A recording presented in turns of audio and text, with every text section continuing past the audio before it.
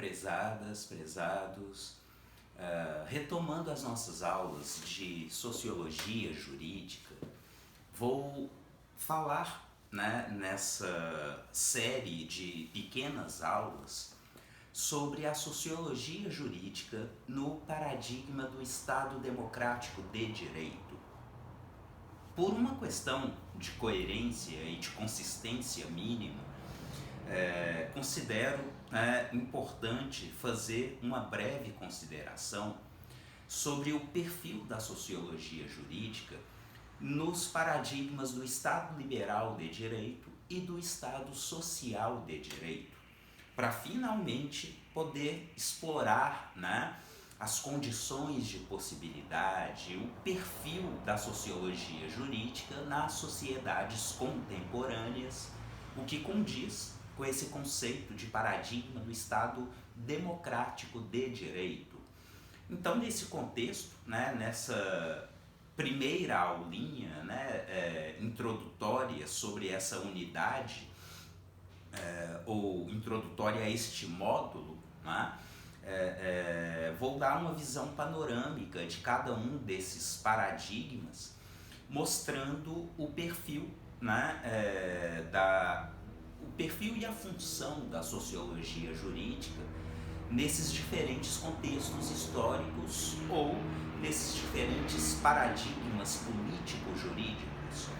Pois bem,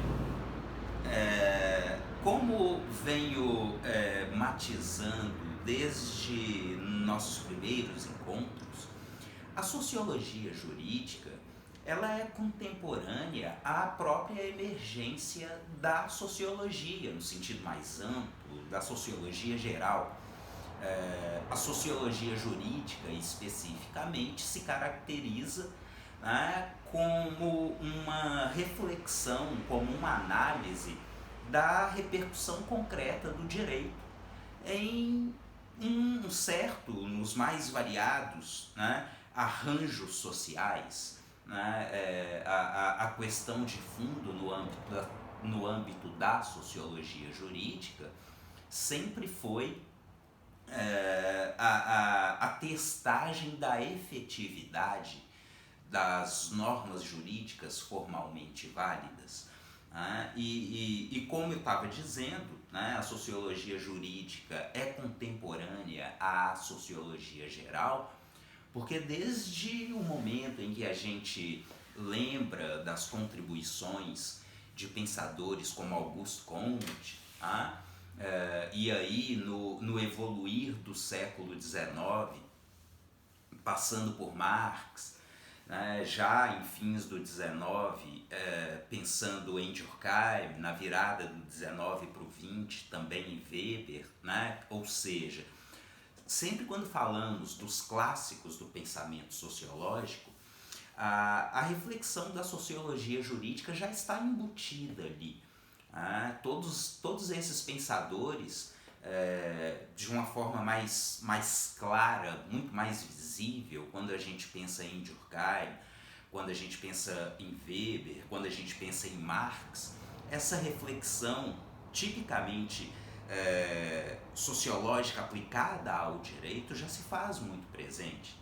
Inclusive, se voltarmos um século antes, meados do 18, quando lembramos das reflexões de muitos dos filósofos iluministas, também já vamos encontrar um perfil, um verniz de reflexão sociológica aplicada ao direito. Um bom exemplo seria Montesquieu, que nas suas reflexões já apontava para a diversidade, para o pluralismo jurídico, considerando exatamente as diferenças históricas, culturais que caracterizam os mais diversos arranjos sociais. Pois bem, levando adiante esse nosso recorte básico da sociologia jurídica no âmbito das sociedades modernas, e a referência, né, bastante elementar a essa altura para isso é o corte advindo das revoluções político-jurídicas de fins do século XVIII, a revolução econômico e industrial, que vai ter um impacto tremendo em princípios do XIX, pensando sempre no norte global, né?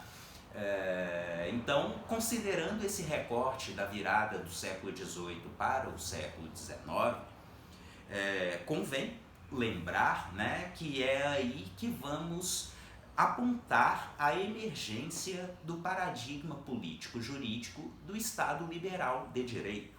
Tá? Ainda, né, de forma muito elementar, todos vão se lembrar que no período pré-revolução, pré-revoluções político-jurídicas, e todos certamente se lembram, né, da Revolução Norte-Americana e consequente Declaração de Direitos, da Revolução Francesa e consequente Declaração de Direitos. Com essas revoluções a gente tem a modernidade em perspectiva jurídico-política, né? Aquilo que a gente pode dizer de forma minimamente consistente como um Estado de direito, um Estado constitucional de direito, porque até então o que se tinha eram estados absolutistas, né, bem diferentes de um Estado de direito, posto que o soberano se identificava com o próprio direito, e o direito nesse contexto era fundamentalmente uma ferramenta de opressão, também de privilégios. Né? O direito se identificava com os próprios humores do soberano, em termos gerais, com os humores do rei. Né? Então esse é o grande problema de um Estado absolutista, que nesse sentido não é, né, em perspectiva jurídico-política, um Estado moderno. Mas quando falamos dessa virada radical, revolucionária, daí o rótulo, né, de revolução norte-americana, de revolução francesa, porque o que se tem a partir daí é esse motivo tão caro a todos nós e ainda tão frágil, né, de que o direito deve ser o mesmo para todos, né? Independente da idade, da raça, se é que é possível falar em raça, né? Independente do sexo, da orientação sexual, do patrimônio ou do não patrimônio. Então é isso que caracteriza um Estado de direito moderno, ou um Estado constitucional de direito. Obviamente, nesse contexto, o direito não se identifica com os humores, com as conveniências de ou de uma elite que ocupa, né, que se apropriou do poder soberano. Né? Então é a grande novidade. Até hoje é a referência, né? Por isso falamos de paradigmas político-jurídicos modernos, né?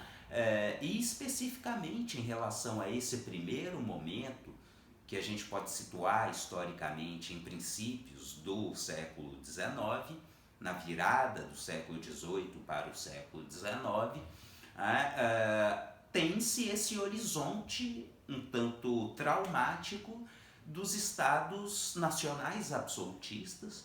É o que se quer superar, é o que se quer romper completamente. Daí, né, a tremenda visibilidade desse discurso, desse motivo, desse ideal de um Estado liberal. Né?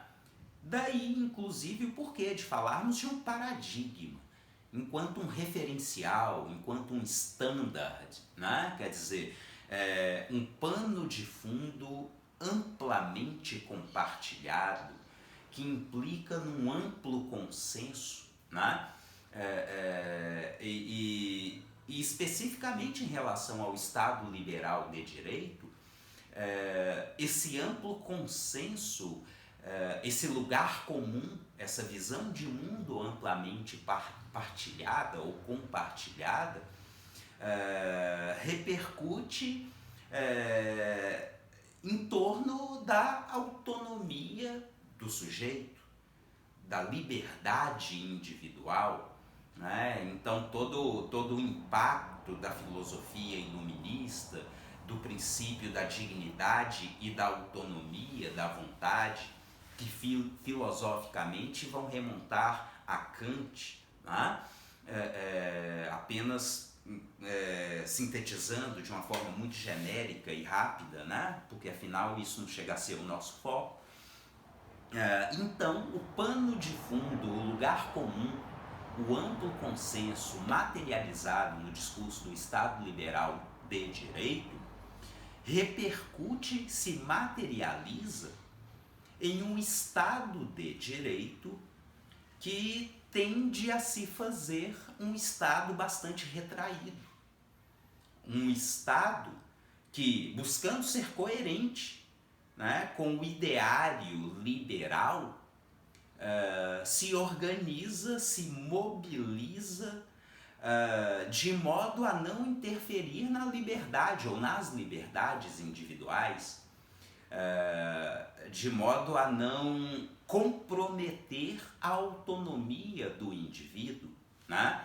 Daí a primeira dimensão, né, de direitos subjetivos que caracterizam a modernidade ocidental.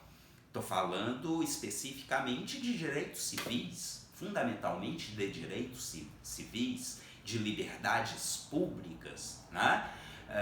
É a liberdade de ir e vir, a liberdade de trânsito, é a liberdade de expressão e de pensamento, é a liberdade religiosa. Então é sempre uma liberdade individual que se materializa no próprio corpo e na própria psique do indivíduo, né? E para além disso, né, um correlato que no panorama, né, das sociedades ou dos estados do norte global naquele contexto, que é o contexto da revolução econômico-industrial, isso vai repercutir diretamente no direito de propriedade. Também, nesse sentido, propriedade individual, propriedade absoluta, né? Típica do panorama do cenário do Estado liberal de direito. Né? Bom, não percamos de vista que o nosso objetivo com todas essas considerações é tratar do perfil da sociologia jurídica no paradigma do Estado liberal de direito. Então, depois de relembrá-los sobre o paradigma do Estado liberal de direito, vamos falar da sociologia jurídica. E nesse panorama, né, do século XIX,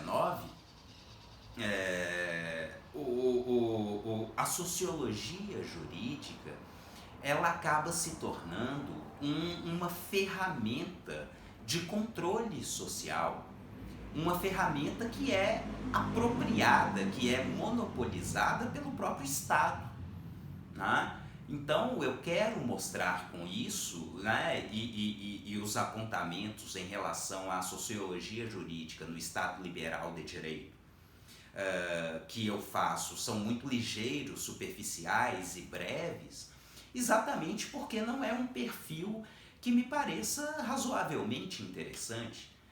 A partir do momento em que a sociologia jurídica tem uma função de controle social, a sociologia jurídica, enquanto ferramenta estatal, ela é essa ferramenta de controle em prol dos interesses do próprio Estado. Um Estado que, apesar de se colocar como liberal, um Estado que enfatiza a liberdade dos sujeitos, tem um projeto de sociedade e vai se servir da sociologia jurídica para ser bem sucedido com esse projeto. Tá? Bom, eu vou buscar ser coerente com o meu propósito de aulas mais breves, mais curtas. Então, vou parar por aqui e continuo na próxima pequena aula. Obrigado.